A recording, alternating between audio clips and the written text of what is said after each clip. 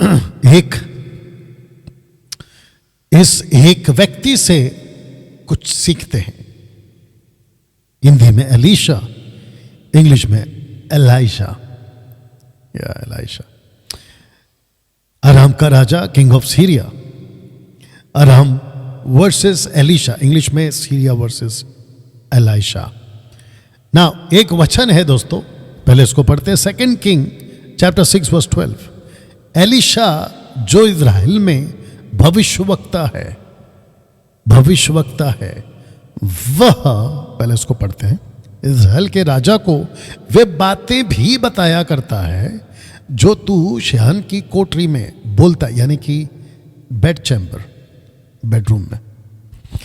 अब ये कौन कह रहा है? अराम के राजा को अराम के ही लोग, जो सेना है ना, उन्हीं में से एक आदमी बोल रहा है। वो बोल कह रहा है क्योंकि अराम को लगा, सीरिया के राजा को लगा कि हमारे में कोई आदमी है गद्दार, जो यहां की बातें वहां बताता है। तब जाकर एक सेकंड दीजिए, तब जाकर चेक ओके, या तब जाकर यह आदमी कहता है कि नहीं, ऐसा नहीं है, हमारे ही बीच में ऐसा कोई गद्दार है। राजा कह रहा है, ये कहता है कि नहीं, इज़राइल में एक भविष्यवक्ता, एक प्रॉफिट है, वो इतना आत्मिक है कि तेरे बेडरूम की बातें तक उसको परमेश्वर बताता है। बताइए। तो दोस्तों पहला सवाल उठता है कि कौन है Elisha? Who is Elijah? 2 king chapter 2 verse 10, दूसरा राजा 2 का 10। एलिया ने कहा, तूने कठिन बात मांगी है, तो भी यदि तू मुझे उठा लिए जाने के बाद देखने पाए तो मैं तेरे लिए ऐसा ही होगा, नहीं तो ना होगा। इसका मतलब है एलिया ने कहा, जो कि एलीशा का गुरु था, और उसने कहा कि तूने कठिन बात मांगी है। क्या मांगा उसने? उसने कहा कि आपके अंदर जो पावर है ना, मुझे उसका दुगना चाहिए। एलिया ने अगर 14 चमत्कार के छोटे बड़े, तो एलीशा ने 28। इसी को कहते हैं कि दुगना पाना। मैं चाहता हूं कि आप भी यही करिए। मसीह मंथन बैठक के जितने भी यूथ प्रीचर्स हैं, पास्टर्स हैं, यूथ जवान, मैं उन सबको इनकरेज करना चाहता हूं। परमेश्वर से कहिए कि परमेश्वर 2025 में मैं बहुत ज्यादा सामर्थी होना चाहता हूं, मैं ज्यादा पावरफुल होना चाहता हूं। बैठो प्रार्थना में, बैठो बाइबल के साथ में, मेडिटेट करो, वचन को स्टडी करो। आज कितना कुछ है हमारे पास में स्टडी करने के resources, Wikipedia, Google, YouTube, history, बहुत सारी बातें, मुझ जैसों के अच्छे अच्छे प्रचार की वीडियो देखो, जाके मेडिटेट करो, फोकस करो, निकलो संसार के एंटरटेनमेंट की दुनिया से, रील से, संसारिक मनोरंजन से बाहर निकलो, अपने आप को झोंक दो, अपने आप को झोंक दो। वाह! इसने कहा कि मुझे दुगना चाहिए। ऐसी धड़प वाला था ये आदमी। वे चलते चलते बातें कर ही रहे थे कि अचानक एक अग्निमय रथ और अग्निमय घोड़ों ने उनको अलग कर लिया या कर दिया। एलिया भवंडर में होकर स्वर्ग पर चढ़ गया। अब शर्त क्या थी इसके हिसाब से? अगर देखने पाया तो तुझे मिलेगा। इसका मतलब है कि जब वो अलग हो रहे थे, मांगने से लेके उठा लिए जाने तक, एलीशा वॉज फोकस्ड। उसका फोकस उसी बात पे था। मैं जब तक नहीं देख लेता मैं नहीं छोड़ूंगा, मेरा फोकस डाइवर्ट नहीं होगा। जानते हो 2024 में बहुत सारे मसीहों ने परमेश्वर से खूब वादे किए थे, लेकिन डाइवर्ट हो गए। वही हालत जो 2023 में थी वही 24 में। अब इसी को 25 में रिपीट मत करिएगा। Be focused. जिसको कहते हैं ना मसीह में मजबूत बने रहना। आज मैं किसी से बात कर रहा था, उस्मानाबाद से हमारे एक अच्छे मित्र हैं, उनसे बात कर रहा था मैं। उनका नाम है विजय जनवटकर। वो कह रहे थे कि हम आपको देख रहे हैं डैनियल भाई, आपने जब शुरू किया था ना 2004 में, हम आपको तब से देख रहे हैं। एक होता है शुरुआत करना और एक होता है उस शुरुआत में बने रहना। उन्होंने मुझसे यही कहा, आपका कमिटमेंट, आपका समर्पण, डेडिकेशन, आपका तड़प, आपका लगन, आपका जुनून, ये सब दिखता है। जिसके चलते दोस्तों मैं भी आपको यही बात कह रहा हूं। शर्त क्या थी? अगर देख नहीं पाया, जैसे ही अलग हो गए, वचन 12 क्या कहता है? उसे एलीशा देखता और पुकारता रहा, देखता और पुकारता रहा। शर्त क्या थी? एलिया ने कहा देख लेगा तो मिल जाएगा। डेडिकेट, समर्पण, यही तो चाहिए।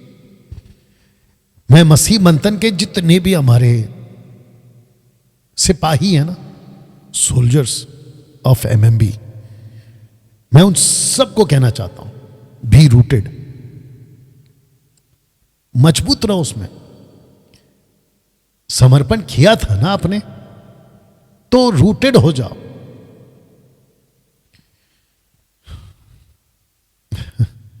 रूटेड हो जाओ। बैक टू बैक जब प्रोग्राम करूंगा अगले हफ्ते से, उसमें बहुत सारी बातें करूंगा। बाद में एलीशा, आइए बताता हूं क्या हो गया। एलीशा ने कहा, सेनाओं का यहोवा जिसके सम्मुख मैं उपस्थित रहा करता हूं। इसका मतलब एलीशा जिस चीज के लिए रूटेड था, उसके अंदर तड़प थी, पैशनेट था, वो सक्सेस हो गया। इस वचन से साबित होता, मैं उसके सम्मुख खड़ा रहता हूं। अब मेरे को बहुत ध्यान से सुनना। कम से कम 3 नदी पार किया था एलीशा के पीछे, माफ करना, एलिया के पीछे। डबल पावर के पीछे, डबल पावर के पीछे, डबल पावर के पीछे, डबल पावर के पीछे। और जब डबल पावर वाला कॉन्सेप्ट वो पार कर गया, मुझे आत्मिक उन्नति करनी है, जब उसमें वो पास हो गया, अब उसको एलीशा की जरूरत नहीं है। आज क्या चल रहा है? पास्टर के पीछे ही भागते रहते हैं, सेवक के पीछे ही भागते रहते हैं। मेरा आत्मिक पापा, पापा, आत्मिक मम्मी, आत्मिक मम्मा, आत्मिक पापा। क्या बकवास है। इसको देखो, इसने यहां पर एलिया का नाम नहीं लिया। इसने कहा कि जिसके सम्मुख मैं खड़ा रहता हूं वो सेनाओं का यहोवा है। एक सच्चा पास्टर कौन होता है पता है? जो चर्च को अपने से नहीं, चर्च के लोगों को खुदा से जोड़ता है, वो सच्चा पास्टर है।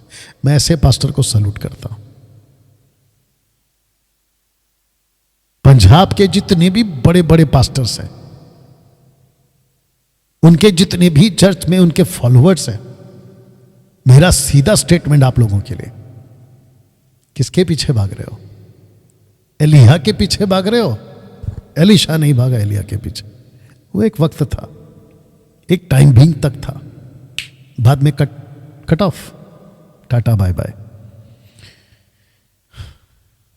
नतानियल को फिलिप की जरूरत तब पड़ी और तब तक पड़ी जब तक फिलिप ने नतानियल को जीसस से नहीं मिला दिया। खोजा को फिलिप की जरूरत तब तक पड़ी जब तक कि उसका बपतिस्मा नहीं हो गया। जैसे ही बपतिस्मा हो गया, फिलिप गायब। पढ़ लीजिए जाके। आजकल के चर्च के पास्टर्स ये क्यों नहीं समझते? ऊपर से एक मार्केट खुली है अभी। अगर आपको मेरा सिर्फ इशारा मिल जाए, आपके बच्चों का birthday card doctor so called की तरफ से आएगा, वो भी उनका साइन किया हुआ। तो यूथ क्लब ज्वाइन कराओ, कपल्स क्लब ज्वाइन कराओ, पता नहीं कौन कौन सा क्लब है वो। और एक गलत कॉन्सेप्ट दिमाग में डाल दिया गया कि आपके पास एक आत्मिक पास्टर होना जरूरी है, आप किसी मेंटर के अधीन होना जरूरी है।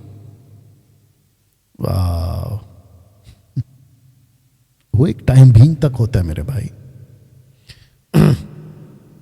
जब भेड़ बच्चे को जन्म देती है ना, तो वो जो भेड़ होता है ना, बच्चा भेड़ जिसको कहते हैं बेबी शीप, उसको एक लिमिट तक की जरूरत है माँ बाप की, यानी कि मम्मी शीप और डैडी शीप। उसके बाद वो बच्चा ऐसा तैयार हो जाता है कि वो खुद बच्चा पैदा कर सके। मुझे नहीं पता कि ये मसीहत कहां जा रही है। जो इनको अपने पीछे दौड़वाते हैं ना, पापा मम्मी करके, बीच में एक आदमी है, बिशप है वो, वो खुद को बिशप कहता है। मैं तो ये बिशप वाला कॉन्सेप्ट को मानता नहीं हूं। बजिंदर सिंह के ऊपर, माफ करना, बजिंदर सिंह ने उसके ऊपर कुछ तो गड़बड़ किया था और वो वीडियो पे वीडियो बना रहा था। कोई बिशप है, नाम भूल गया हूं मैं उसका, और वो कह रहा था कि मैं उसका आत्मिक पिता हूं, मैं उसका आत्मिक पिता हूं। फिर वो भी ये भी कहता है कि मेरा जो अभिषेक है वो ज़्यादा सुपीरियर है, और जिसका अभिषेक होता है अगर उसने ऐसा कुछ बोल दिया तो उसके ऊपर लागू हो जाएगा। ऐसी बकवास की बातें सुन रहा था मैं। मेरे को नहीं समझ में आता कि सीनियर वाला अभिषेक, जूनियर वाला अभिषेक, ये कब से आ गया भाई बाइबल में? एक ही अभिषेक है, एक ही आत्मा है, एक ही प्रभु है, एक ही मसीहा है, एक ही विश्वास है। यह आपने जूनियर सीनियर कब से बना दिया? इसको देख लो, एलिशा को। पहले भागा था ना एलिया के पीछे, जब उसको पता चला कि अरे भैया ये तो जा चुका है, तब कहता है कि एलिशा ने कहा, सेनाओं का यहोवा जिसके सम्मुख में खड़ा रहता हूं, मैं चाहता हूं कि 2025 में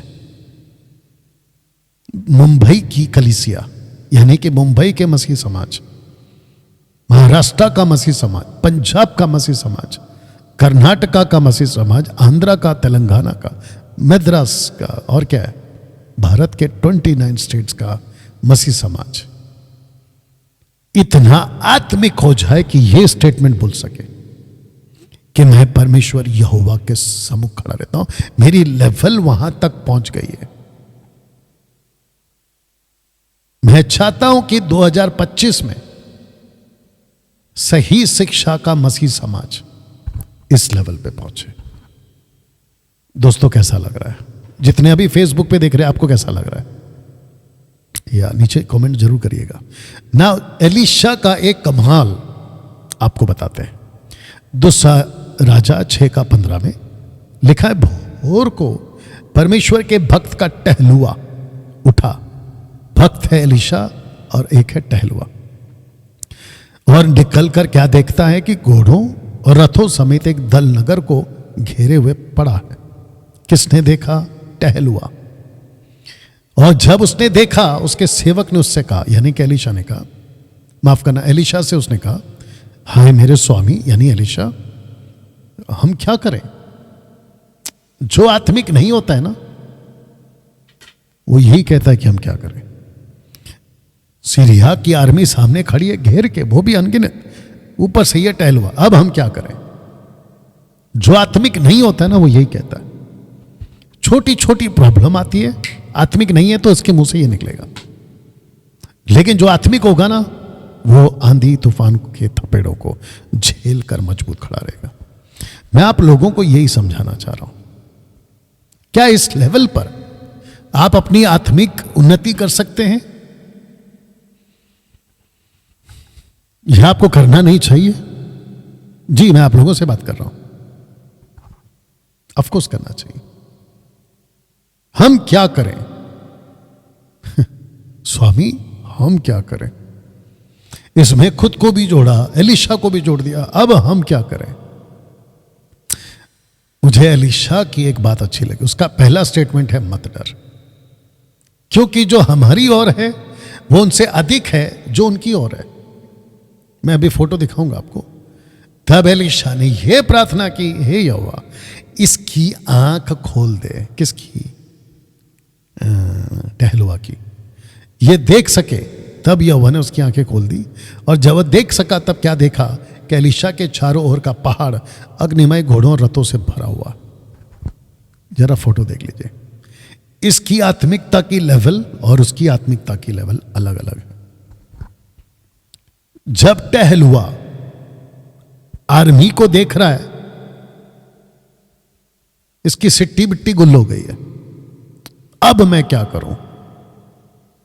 जानते हो, ऐसे लोग हैं जो दूसरों का सहारा लेते हैं, ऐसे लोग भी हैं जो किसी का सहारा नहीं लेते बल्कि दूसरों का सहारा बनते हैं। वाह यही तो किया इसने, इसकी आंखें खोल दे। देख रहे हैं आप, हे परमेश्वर इसकी आंखें खोल दे ताकि ये वो देख सके जो मैं देख रहा हूं। क्योंकि जब ये उठकर दौड़ा दौड़ा आ रहा था तो इसने स्वामी से कहा, हे स्वामी हम क्या करें।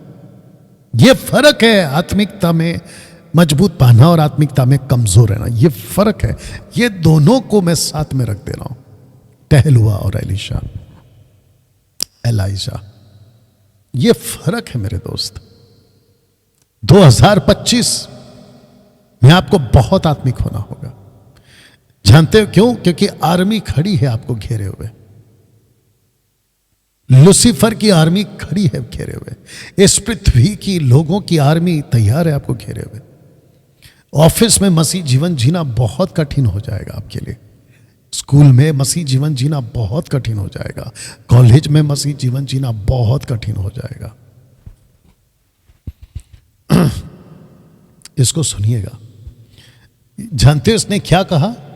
देखता है कि घोड़ों और रथों समेत एक दल नगर को घेरे पड़ा है। जानते हो मैं इसको कैसे कहूंगा आज?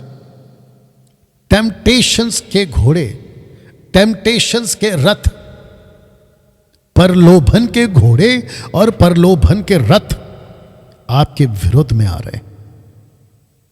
अगर आत्मिक नहीं हो तो यह मुंह से निकलेगा, हम क्या करें।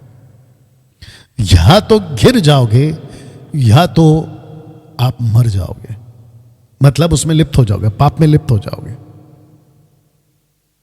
अब आपके हाथ में चॉइस है कि आपको कैसे अपना मसीह जीवन जीना है।